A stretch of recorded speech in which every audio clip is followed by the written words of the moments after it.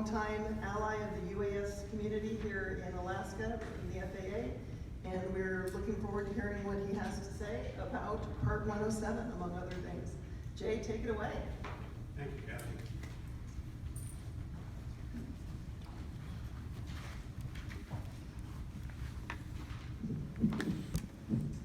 For the short people, right? Okay, thank you. Okay, I am not Marilyn Pearson. This presentation was prepared at headquarters and is pretty much our standard presentation we give to executives in the FAA and also in industry. All right, which one makes it go forward? There we go.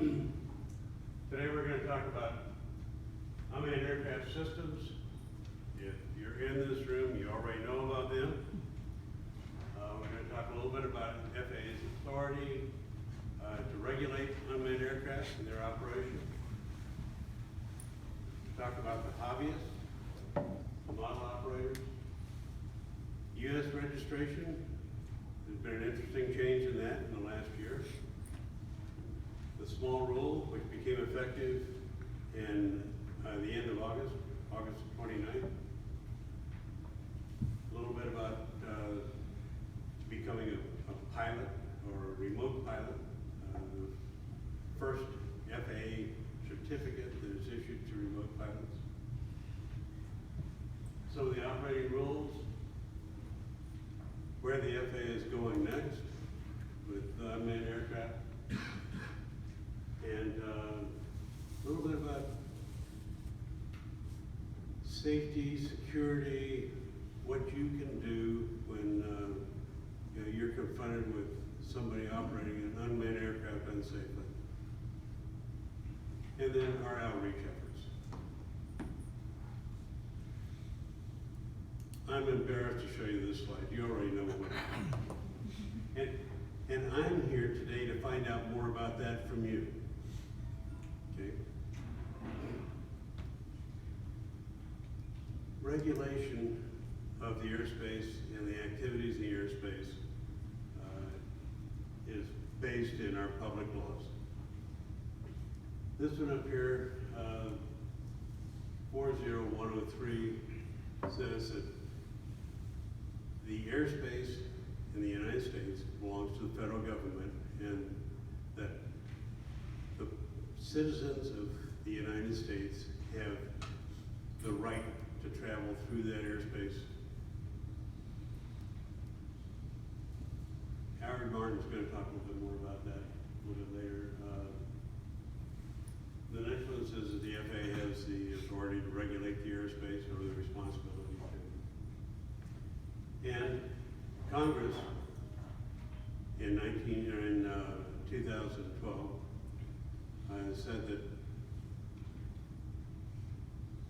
UAS are aircraft, and therefore the FAA has the authority to regulate unmanned aircraft. This is not quite correct. The types of UAS operations are civil and public, just like they are for manned aircraft operations. This addresses the model aircraft operators, and the fact that they don't need a pilot certificate in order to operate a model aircraft, just as has been the history of model aviation since the very beginning.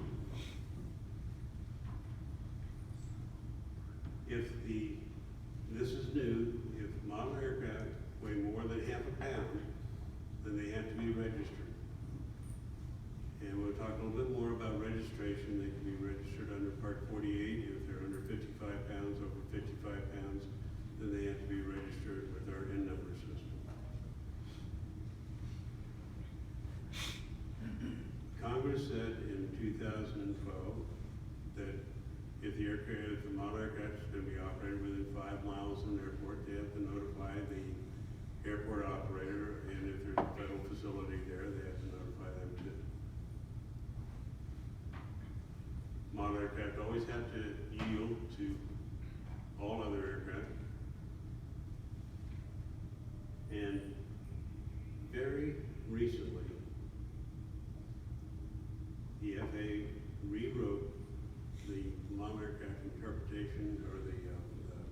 interpretive rule for model aircraft and did a great thing. They in Alaska had a lot to do with this.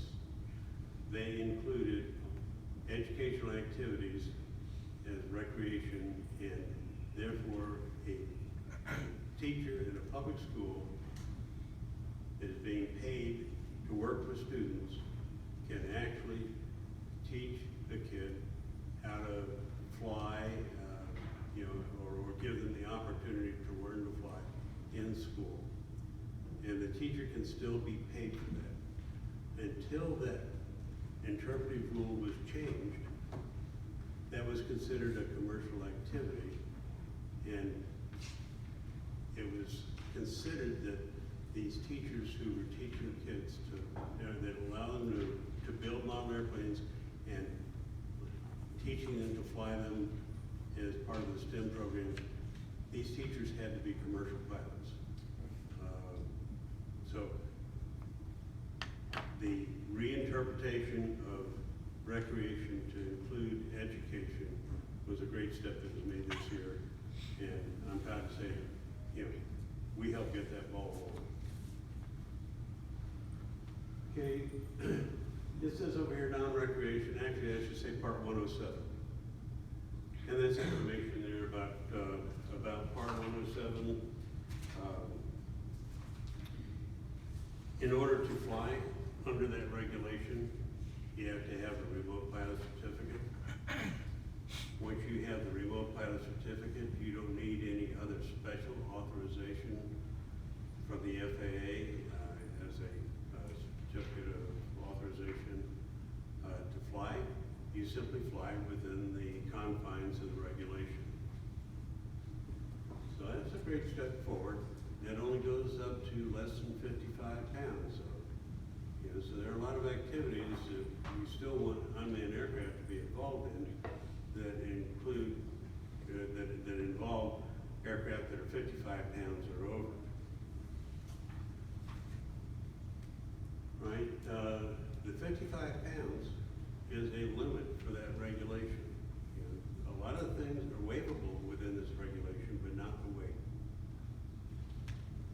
So the FAA still has to get to this point of how do we allow normal operations of 55 pounds and greater. Well, we made a step this year. All right? These aircraft that are operated under Part 7, because the pilots are issued certificates, and the issuance of that certificate is based on their aeronautical knowledge, because they have to have taken a test either as a manned pilot or as an unmanned aircraft pilot, and demonstrated that they do have knowledge of our airspace. So therefore, they can operate in Class G airspace without any kind of special approval, notification, and there are waivers that are available for Class D to the surface, Class C, and next month they anticipate they're going to be issuing waivers so that these aircraft can operate in Class B airspace also, which we don't have any B airspace up here. We don't have to worry about that.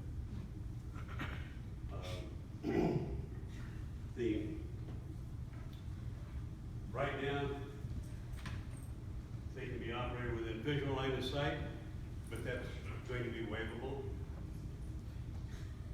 Fly under 400 feet, that can be waived. Fly only during daylight hours. If they have lights, they can fly in civil twilight. And then there's going to be a waiver for night operations.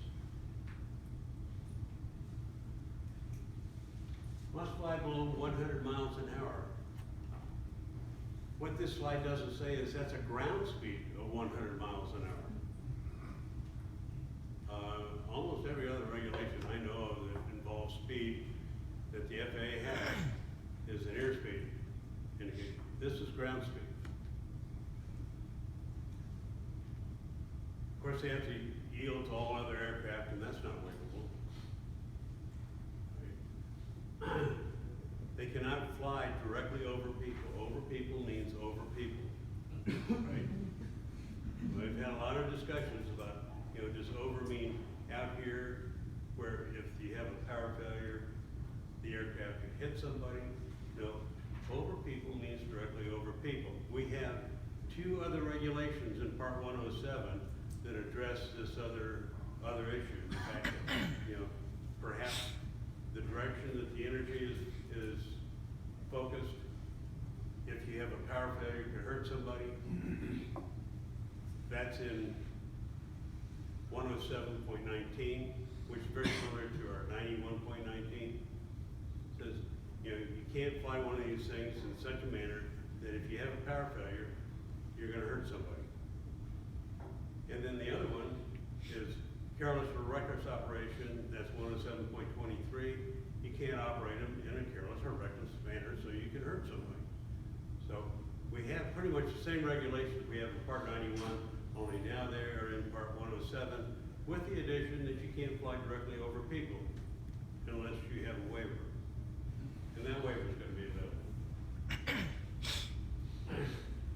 Cannot fly from a moving vehicle unless you have a waiver. Now, if you are going to be, these things are going to be able to carry the goods of another as long as the entire package, the aircraft and what it's lifting, weighs less than 55 pounds. But if it's carrying the goods of another, cannot be operated from a moving vehicle, cannot be operated beyond line of sight. This is where the FAA is going to have to go next, is authorizing these things to carry air conditioners to the top of buildings, to carry packages for Amazon. So we're going to get into this next phase of developing regulation for 55 pounds and over, and for carriage of goods of another holding out to the public, very similar to our 135 and our 121 operations. That's where you can expect the FAA is going to go next. By the way, if anybody has any questions, just jump in.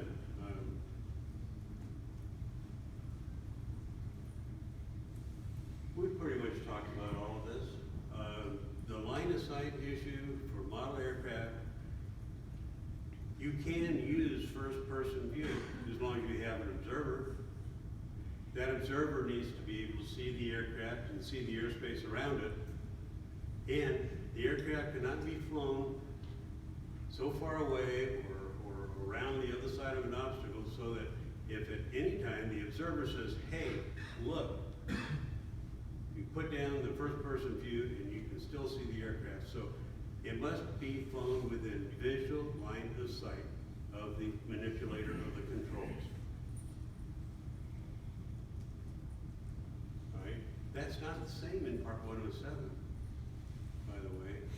Part 107, you can transfer the controls from one operator to another operator to another operator, as long as you see it, he sees it, he takes control.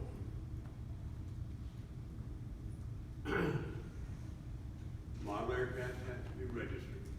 We made it really easy in December of last year with Part 48.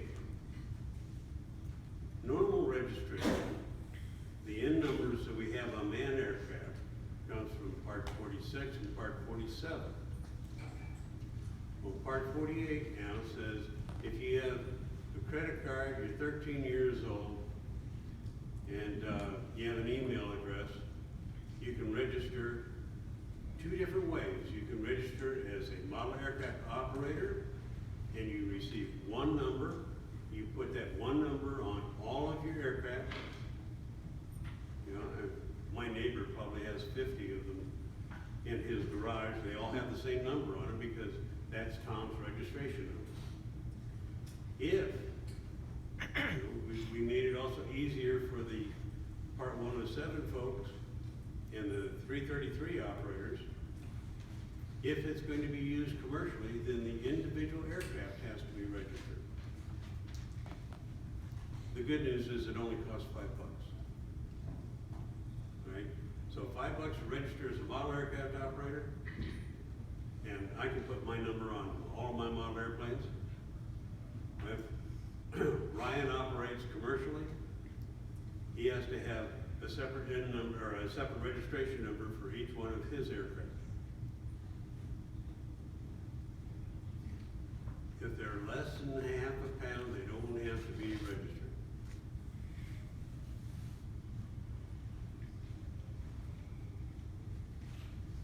We talked a little bit about the interpretive rule. It was recently changed for the better. There may be changes coming out later on. Howard can address that.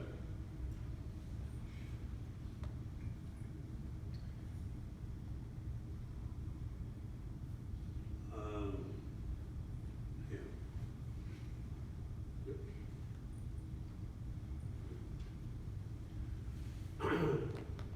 We talked about online registration. Right down below here on the screen, there's a box that says recreational use, and a box on the other side says non-recreational use.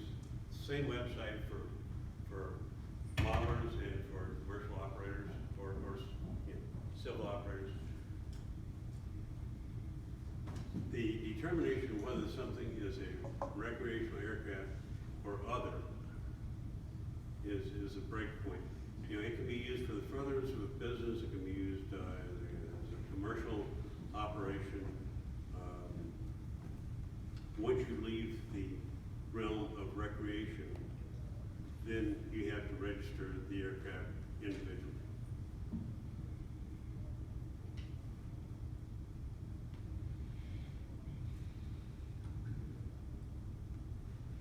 I think we've covered all of that. The one point here that is important is that recreational operators, if they want to fly within 5 miles of an airport without notifying the airport operator in Class G airspace, then the recreational operators, if they have a remote pilot certificate, can operate under Part 107. Nothing in Part 107 says you can't operate under Part 107 for recreational purposes. Right? An interesting thing about model aircraft in that, you know, we now regulate them under Part 101. 101 says you have to abide by the restrictions in what Congress published in 2012. In the FAA Modernization Reauthorization Act. Maybe I've got that backwards. Anyway, in that public law, there is a list of things that that model operators have to abide by. You know, it's the 5-mile notification, you know, line of sight, day operations, although, you know, they're gonna be allowed to operate at night also. And a lot of these restrictions are in Public Law 112-95, section 336, so the model operators not only have to know about Part 101, they have to know about 112-95, 336, and they have to know a little bit about Part 91. It's not quite as easy to operate a model aircraft as it was before, and they have to register under Part 48. So there've been a lot of changes for model aircraft operations in this last year.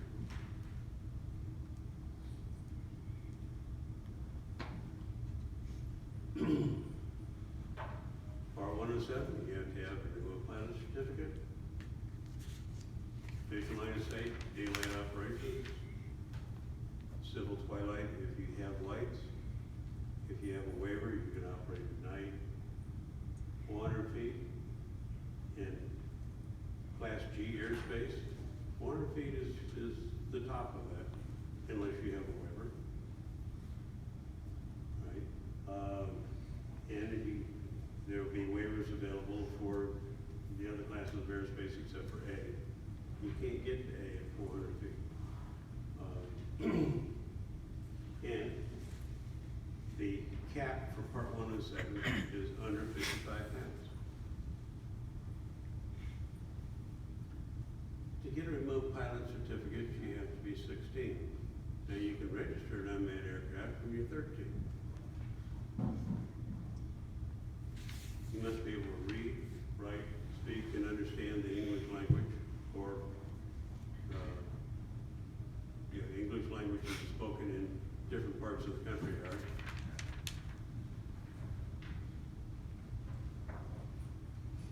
Everybody who has a remote pilot certificate has to be vetted by TSA.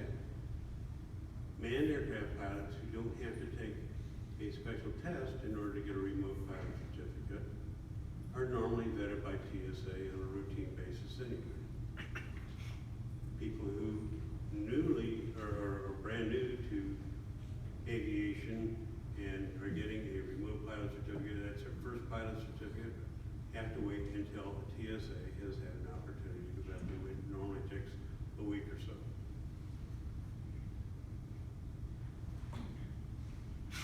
Everybody with a remote pilot certificate has passed some type of a knowledge test, either a manned aircraft knowledge test or the test for unmanned aircraft that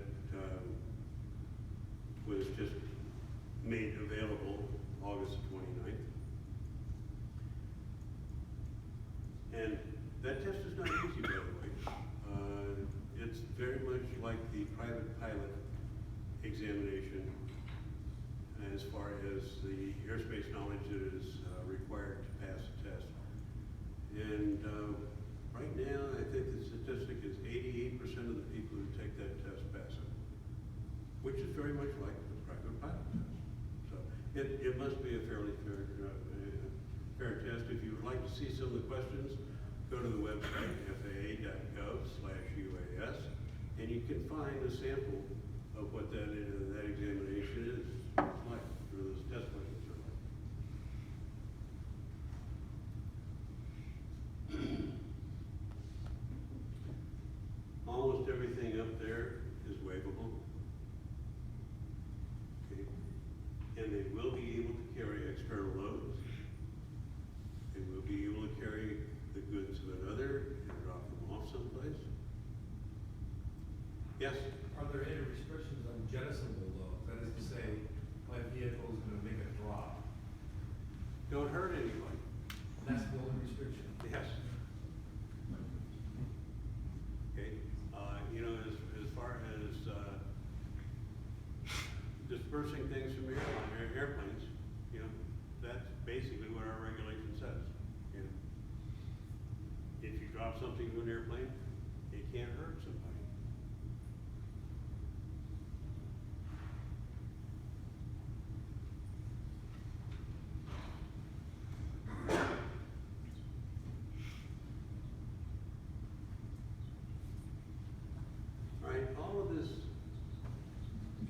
All of this airspace is where these things are going to be able to fly without notification.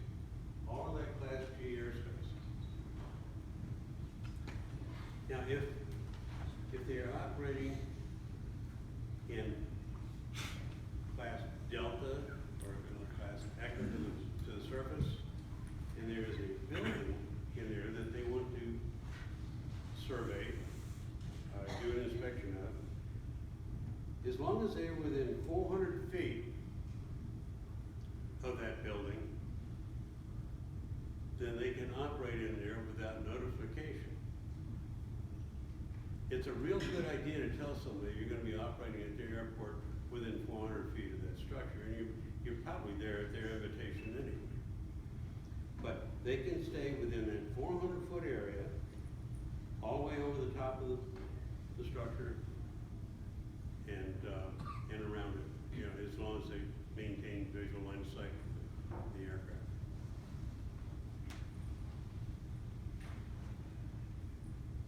So they can operate within the regulation, you know, in a lot more airspace than was previously available.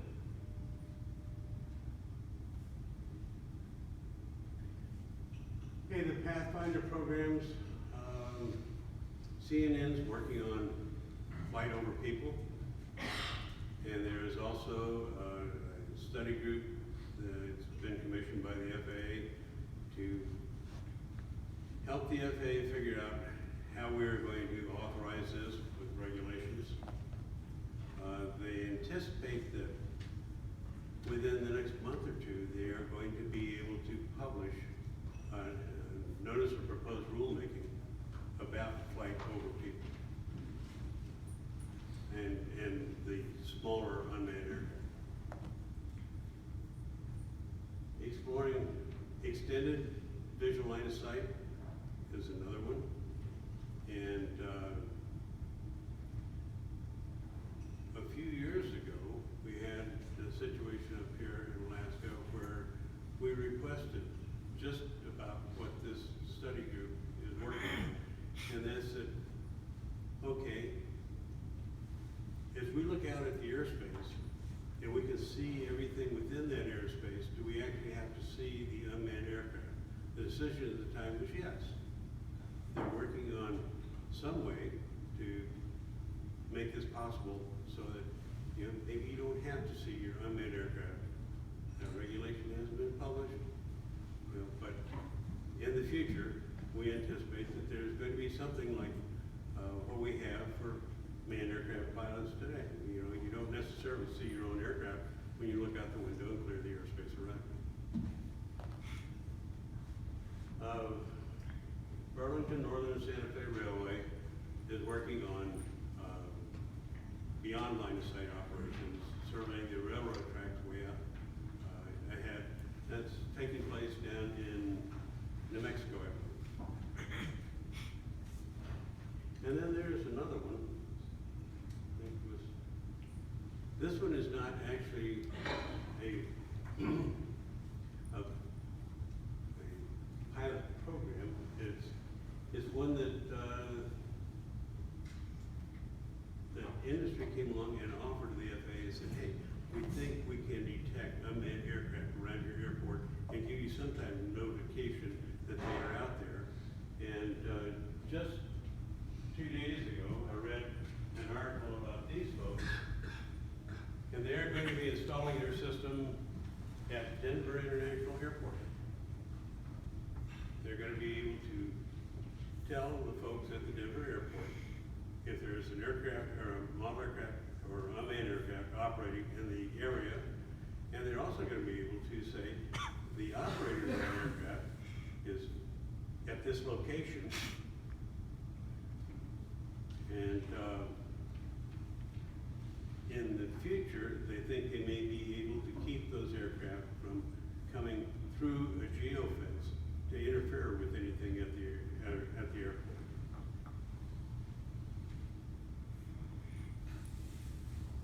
Let me go back one here.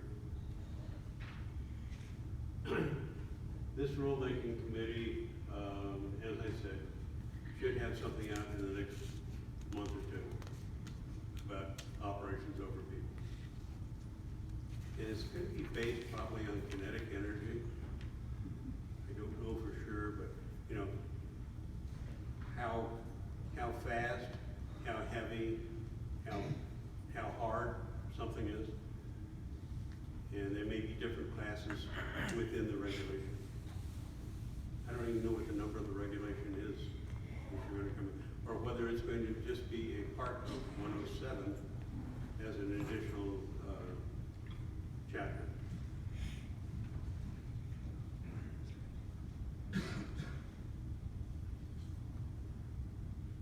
The people in this room know more about test sites than I do. You are one. Alaska is fortunate to have been one of the original test ranges that Congress mandated in 2012. And the test range that Alaska has management over includes Alaska, Hawaii, and Oregon. And now you're working overseas with Iceland. And I don't know if there are any other countries. Okay. There are now 7 test ranges. This is the Center of Excellence program. And I think Kathy can give you a better briefing of that later on than I can. Marty Rogers today at 4:30. Okay, so you're gonna get a good briefing on this. Thanks, Mike. Now, what you can do if you see an unsafe activity involving an unmanned aircraft, if it's at an airport, let the people at the airport know about it. If it's what I ran into at the Fred Meyer's parking lot, then you call the police. When you call the police, they may or may not know a lot about unmanned aircraft. You may have to explain to them that what you are witnessing is an unsafe activity, as I did. And the policeman, stopped the activity for me. I didn't have to get involved with the people who were doing the activity. The policeman actually walked up to him and says, stop this. You shouldn't be doing it here in this parking lot. And you can help the FAA by gathering information, asking the policeman to gather information for you about how to contact these people. If you can get their drivers, their car license number, if you can take a picture of the activity with your cell phone, any information you can gather like that will help us to contact those people so we can at least reach out and educate them about what is safe and is not safe, and maybe help them to do these unmanned aircraft activities in a safer way. Maybe they just don't have the information yet about registration or about where they can and can't fly. So we're going to try education first. If there are hard cases, then we'll go into enforcement.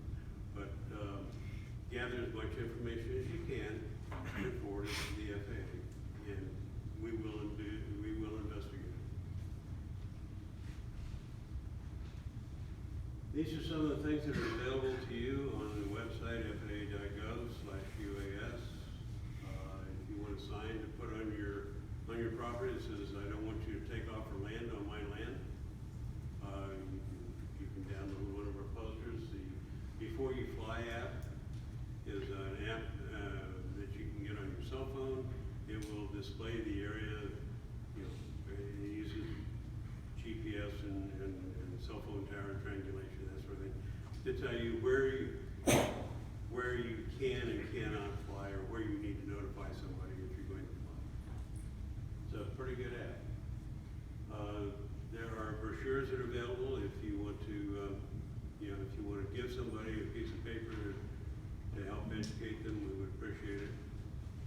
So the public outreach is there.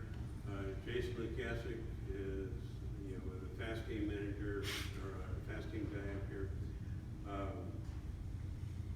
Passes out a lot of this information, does safety seminars as public outreach.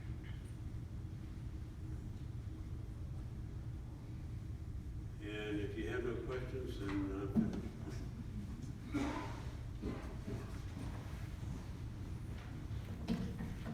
Questions for Jay?